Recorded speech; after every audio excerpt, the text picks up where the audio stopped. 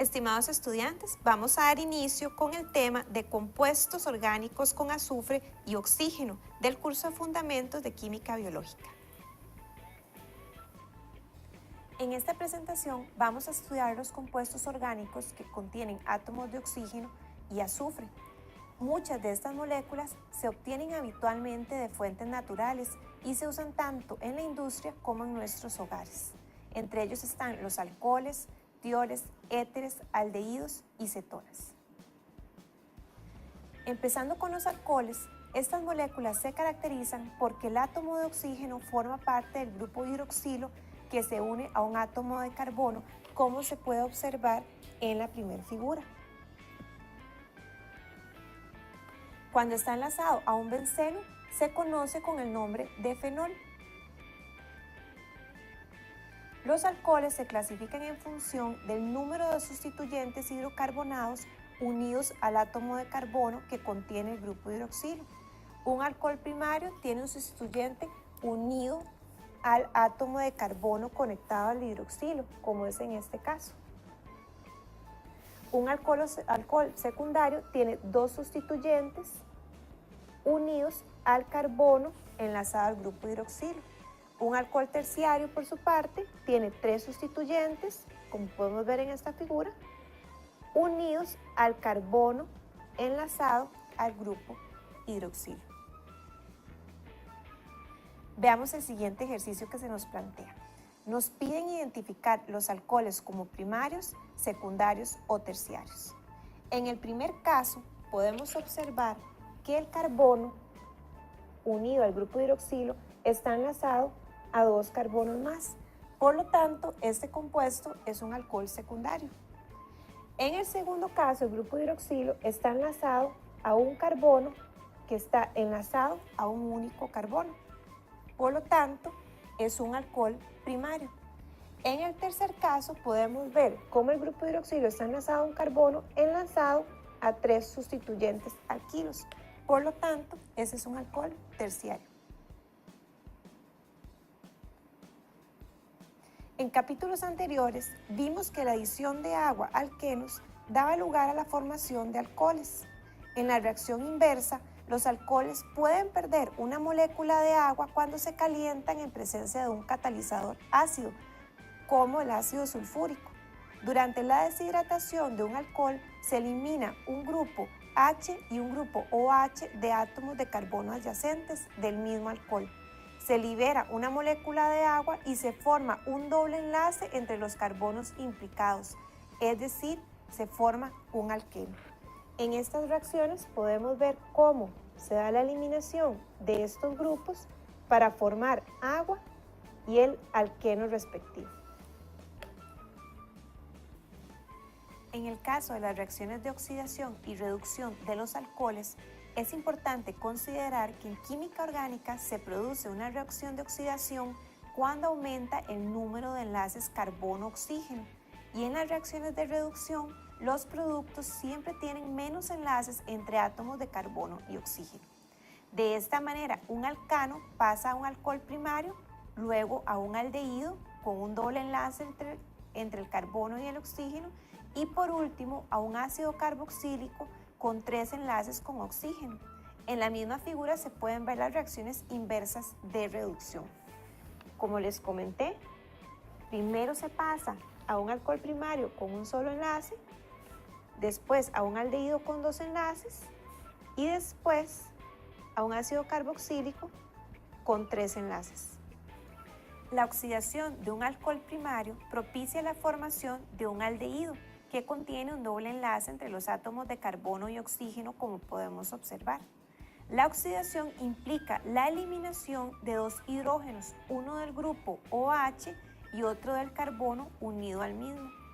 En la oxidación de alcoholes secundarios, los productos que se obtienen son cetonas. Para la obtención de las mismas, se eliminan dos átomos de hidrógeno, uno del grupo OH y otro del carbono unido al mismo, como se puede observar. El resultado es una cetona que tiene un doble enlace carbono-oxígeno conectado a grupos alquilos por ambos extremos. Las cetonas no se oxidan a otros productos, ya que no hay átomos de oxígeno unidos al grupo carbonilo. Los alcoholes terciarios no se oxidan porque no tienen átomos de hidrógeno adicionales en el carbono que contiene el grupo OH. Dado que los enlaces carbono-carbono son muy estables como para sufrir una oxidación, los alcoholes terciarios no experimentan este tipo de reacción y por eso el comportamiento que podemos observar en la diapositiva.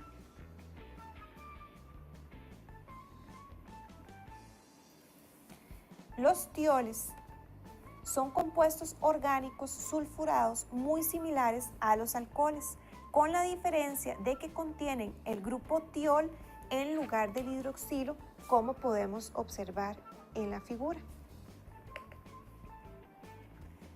Los tioles se oxidan perdiendo un átomo de hidrógeno del grupo tiol, como se puede ver en este caso.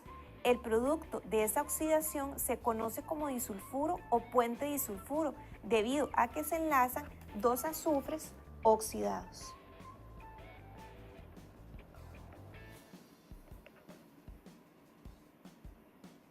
Otro de los compuestos que contiene oxígeno son los éteres.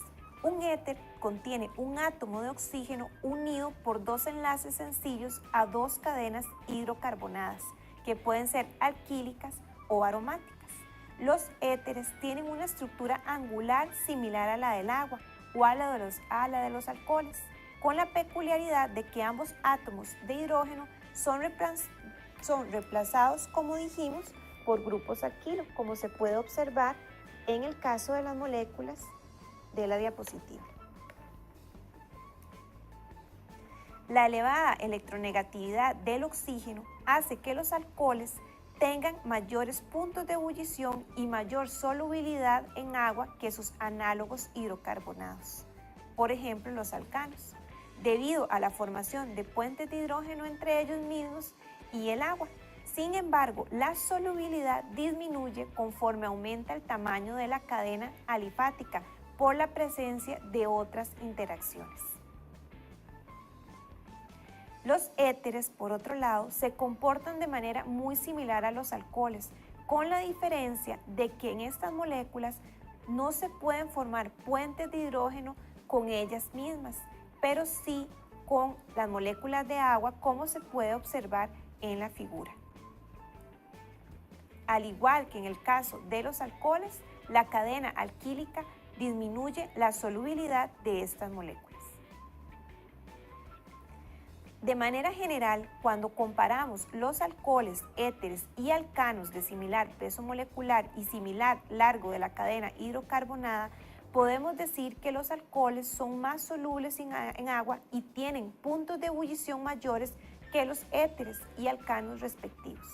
Esta tendencia está relacionada a la capacidad que tengan las moléculas de formar puentes de hidrógeno. Así podemos ver que el etano tiene mayores puntos de ebullición que el resto de moléculas del cuadro. En este caso, el dimetil éter y por último, el propano, que tiene el punto de ebullición más negativo. Por otro lado, los fenoles, que son alcoholes, son ligeramente solubles en agua debido a que el grupo hidroxilo es ácido y se ioniza para formar el ion hidróneo y la especie respectiva del benceno. Estimados estudiantes, hemos finalizado con la sección 1 del tema de compuestos orgánicos de azufre y oxígeno del curso de Química Biológica.